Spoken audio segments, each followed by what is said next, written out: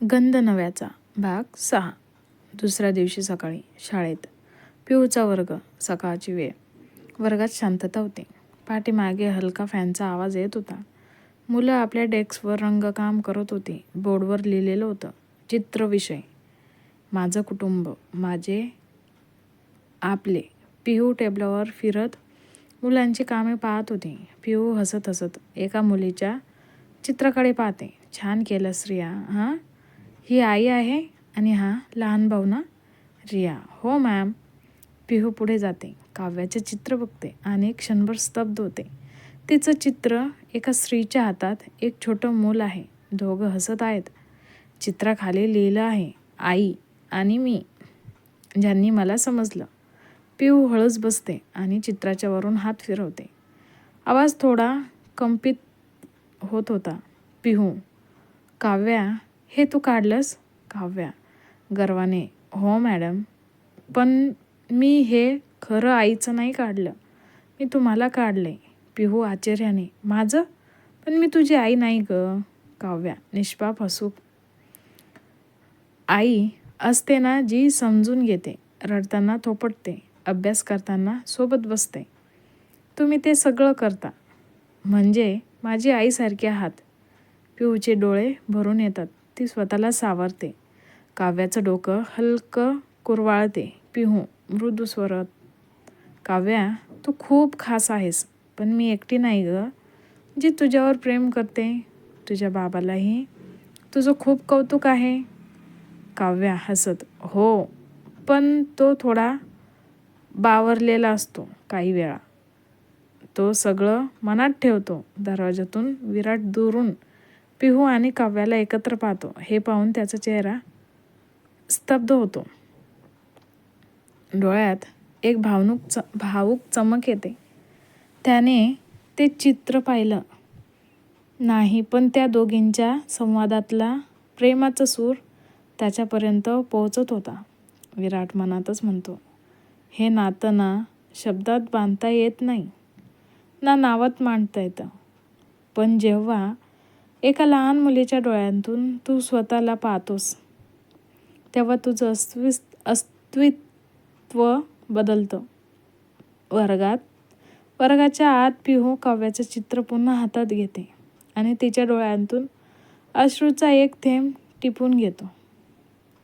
सकाळी पिहूच्या घरी गॅसजवळ पिहू पोळ्या लाटत होती. ती जरा विचारात गडलेली होती. तिच्या चेहऱ्यावर चिंता होती. डोळे विचारांत गुंतलेले होते. दरवाजा थोडा वाजतो आणि सुलभा काकू आत येतात. सुलभा मऊपणे हसत, ओढणी सरळ करत: काही मदतीची गरज आहे का पिहू? पिहू दचकते, पण लगेच हसते. नाही काकू, झालं सगळं. भाजी फोडणीला टाकलीये, पोळ्या करत होते. सुलभा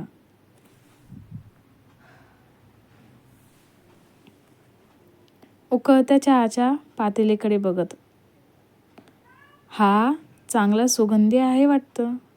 तू करत असलेला स्वयंपाक म्हणजे सुगंधाच्या आठवणींसारखा वाटतो ग.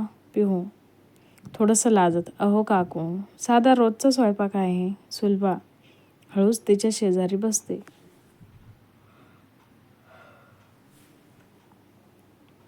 पण तुझ्या हातात भावना असतात. पिहू: काल शाळेत काय झालं ग? चेहऱ्यावरून लक्षात येतं तू खूप काही मनात धरून बसले आहेस. पिहू थोडा वेळ गप्प राहते, नंतर हलकं सुस्कारा टाकते. काकू, खरं सांगू का, कधी कधी वाटतं या समाजात शिक्षक होणं म्हणजे सतत एखाद्या न्यायालयात आपली बाजू सिद्ध करणं. सुलभा गंभीर होत: काय झालं, सांगशील का नीट? पिहू हळूहळू सांगते. काल वर्गात काव्या एका गोष्टीवर बोलायला लागली. तिच्या मनात तिच्या आईच्या अभावामुळे खूप घालमेल आहे.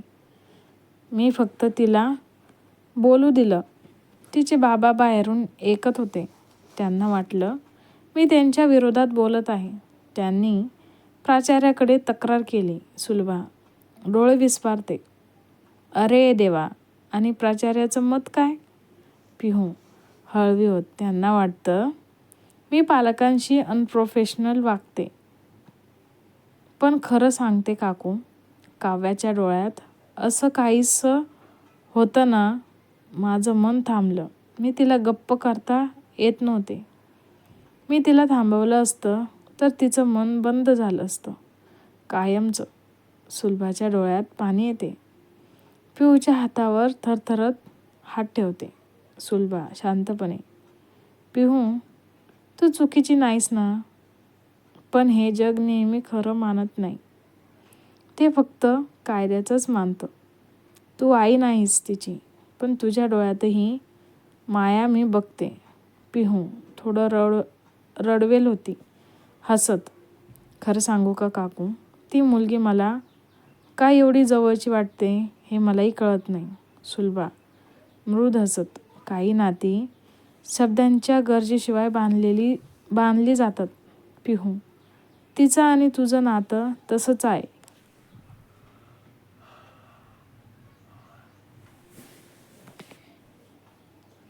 त्या दोघी एकमेकांकडे बघतात, डोळ्यात विश्वास आणि समजूत घेत.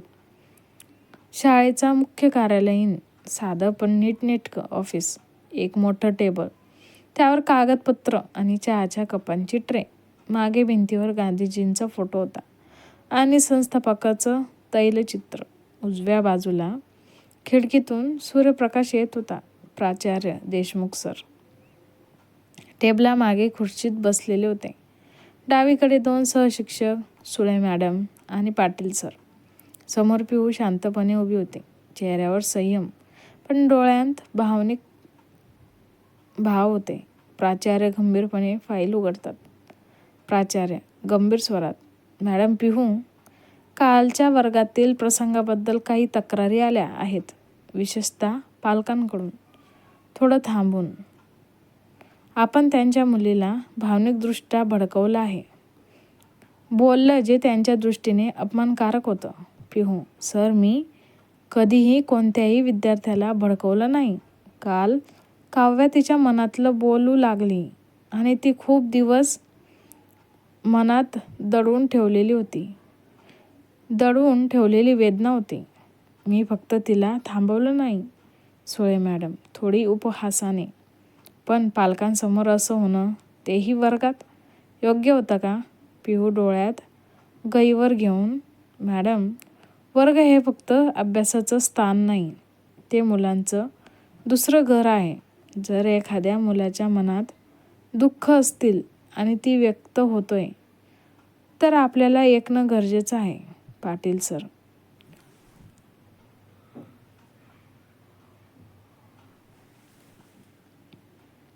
कुजबुजत, पण समाज काय म्हणेल याचा विचार नको का?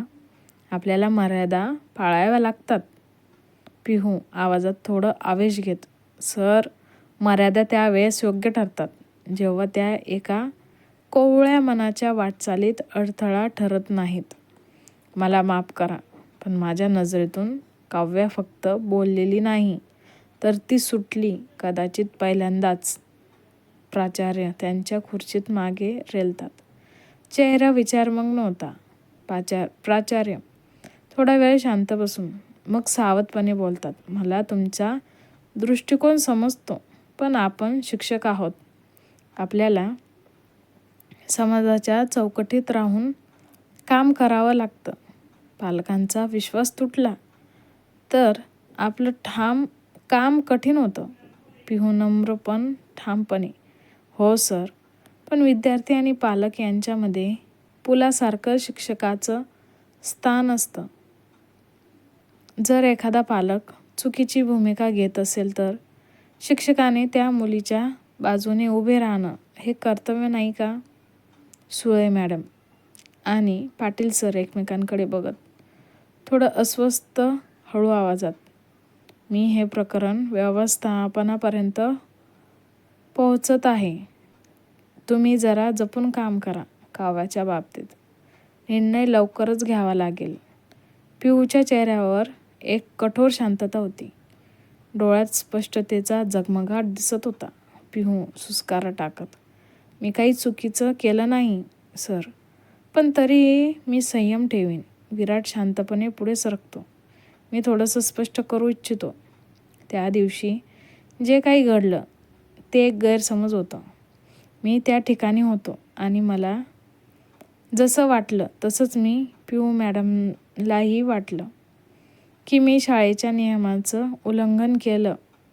ती त्यांच्याबद्दल खूपच व्यथित होत्या. नंतर त्यांनी मला फोन करून माफीही मागितली. शिक्षक एकमेकांकडे पाहतात. काहींच्या चेहऱ्यावर साशंकता तर काहींच्या चेहऱ्यावर सहानुभूती होती. मुख्याध्यापिका: आम्ही पिहू मॅडमच्या गुणवत्तेबद्दल किंवा निष्ठेबद्दल शंका घेत नाही, पण शाळेची प्रतिमा, विद्यार्थ्यांचे मानसिक स्वास्थ्य आणि पालकांचे विश्वास हे आमच्यासाठी महत्त्वाचे आहेत. ज्यामुळे आम्ही असा निर्णय घेतला आहे की पिहू मॅडम यांना काही काळासाठी अध्यापन कामापासून बाजूला ठेवण्यात येईल. क्षणभर सगळे शांत होत. पिहू डोळे मिटते, डोळ्यांतून पाणी थांबते. ती स्वतःला सावरते. काव्या खुर्चीतून उठून जोरात, नाही, माझं शिक्षण त्यांच्याशिवाय मी कसं करणार? सगळे थक्क होतात. एक लहान मुलगी अशा प्रकारे बोलते ते अनेकांना अनपेक्षित असतं. काव्या रडत: त्यांनी मला शिकवलं, समजून घेतलं. आई गेल्यावर जसं कुणीतरी जवळचं हवं होतं ना, तशा आहेत त्या माझ्यासाठी. विराट काव्याला हलक्याच पाठीवरून थोपटतो. विराट थोडा पुढे सरकत: माझंही मत आहे की निर्णय घेण्याच्या आधी पिहू मॅडमला आपली बाजू मांडायची संधी द्यावी. प्रत्येक शिक्षकाला चुकण्याचा अधिकार आहे आणि सुधारण्याचाही. संधीही मिळायला हवी. मुख्याध्यापिका मुलांबद्दल विचार करत: ठीक आहे, आम्ही पुढील 7 दिवस निरीक्षण करू. पालक, विद्यार्थी आणि शिक्षकांचा फीडबॅक घेऊ. अंतिम निर्णय घेऊ. पिहू डोळ्यांतून हलकेच पुसते. ती उठून सगळ्यांसमोर नतमस्तक होते.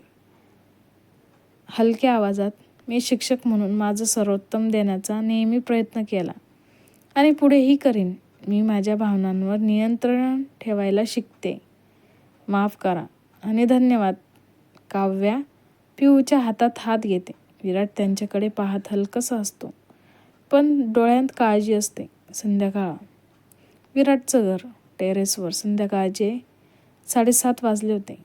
आकाशात केशरी निळसर रंगाचा सुरेख संगम.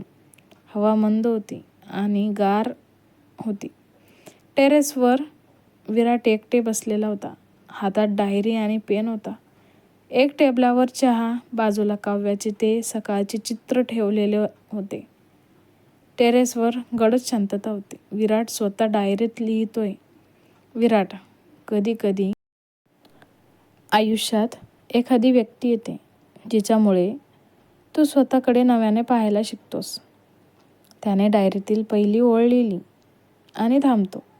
काव्याचं: माझ्या आयुष्यात एक स्पर्शासारखे आलीस. शांत, स्पष्ट. कधी रागाने भडकलीस, कधी नजरेने शांत शिक्षा केलीस. त्याच्या डोळ्यासमोर त्या क्षणाचे फ्लॅशबॅक. पिहूचे कडक बोलणं, काव्याच्या केसात हात फिरवणं, ते हसतानाचा एक क्षण. विराट: काव्याने जे चित्र आज काढलं ते केवळ रंग नव्हते, ते तिच्या भावना होत्या आणि त्यातून मी तुझं प्रतिबिंब पाहिलं. त्याने हातातलं चित्र हलकत धरलेलं होतं.